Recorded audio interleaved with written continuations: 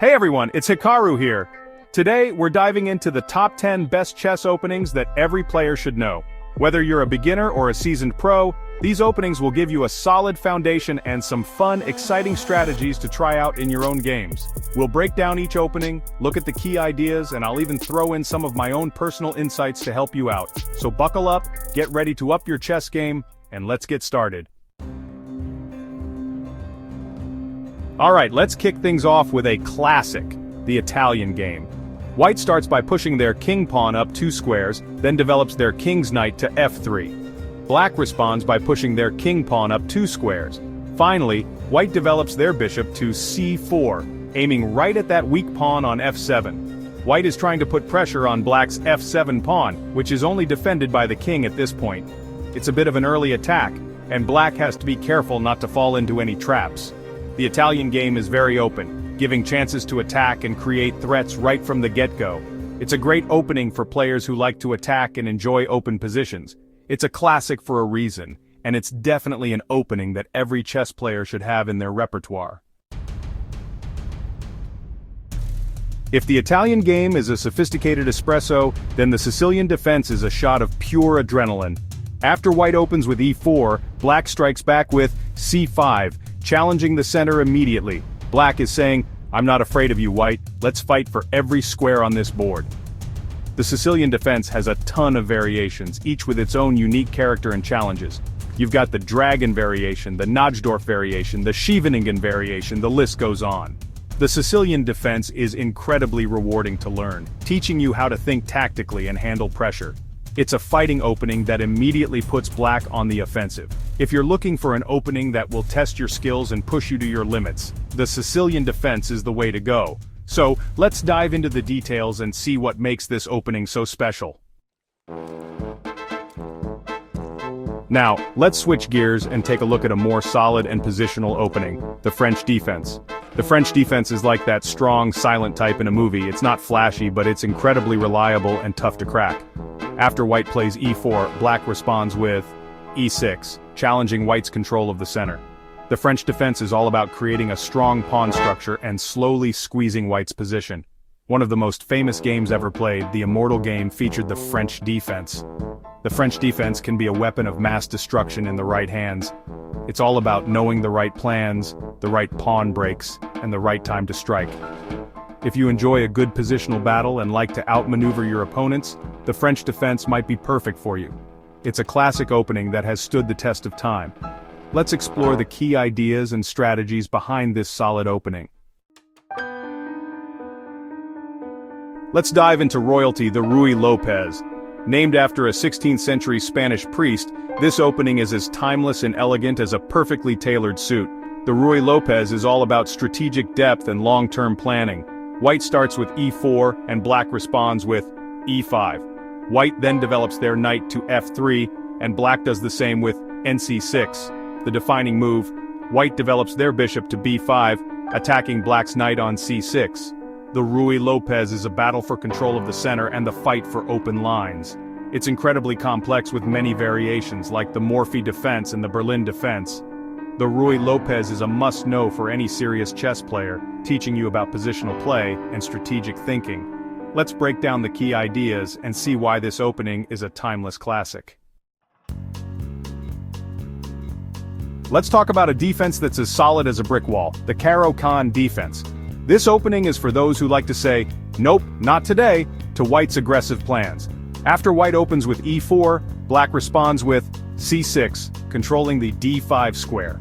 The Caro-Kann is all about resilience, patience, and waiting for the perfect moment to strike back. One key variation is the advance variation, where white pushes their pawn to e5.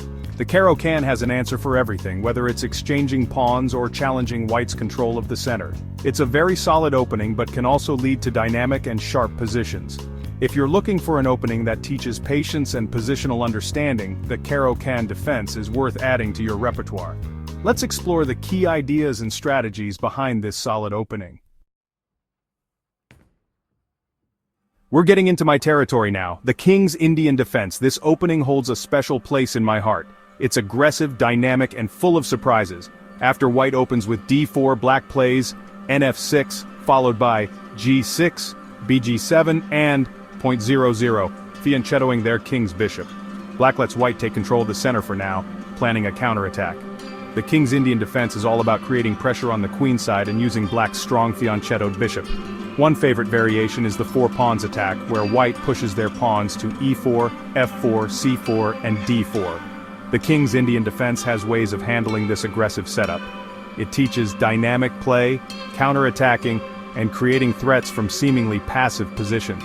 If you're looking for an opening that adds spice to your games, the king's Indian defense is the way to go. Let's dive into the details and see what makes this opening so special.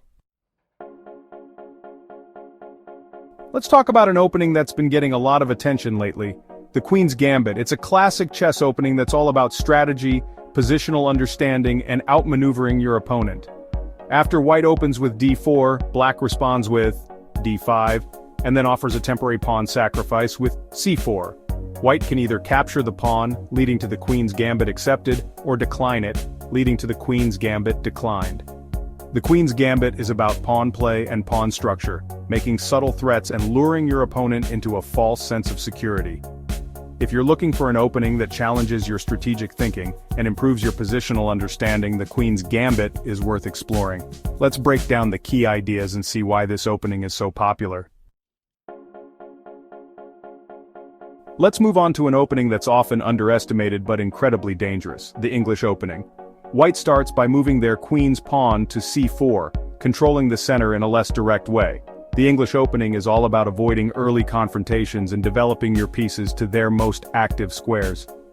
It can adapt to any playing style: positional, tactical, aggressive, or solid.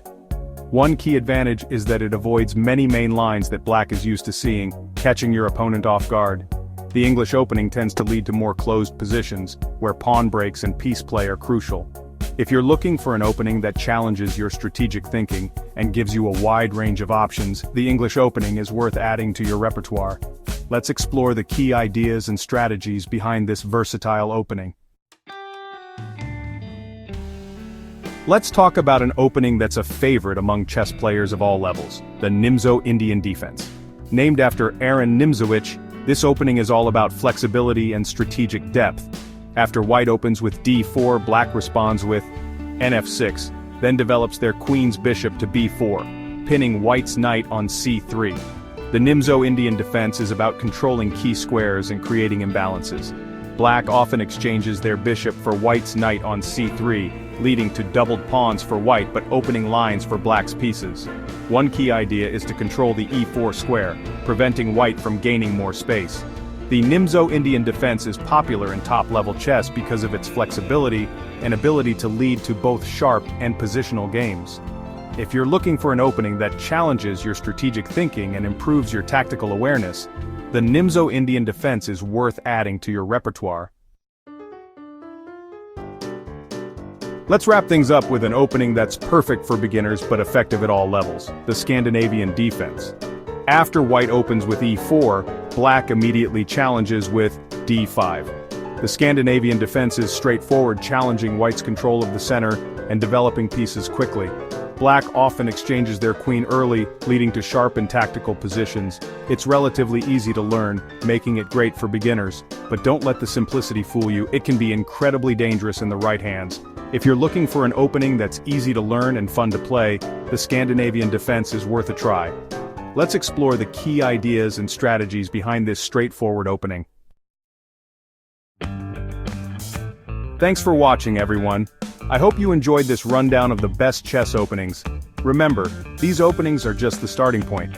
The real fun begins when you start exploring the variations and finding your own style. Don't be afraid to experiment and learn from your losses. Pick one or two openings that you find interesting and start practicing them.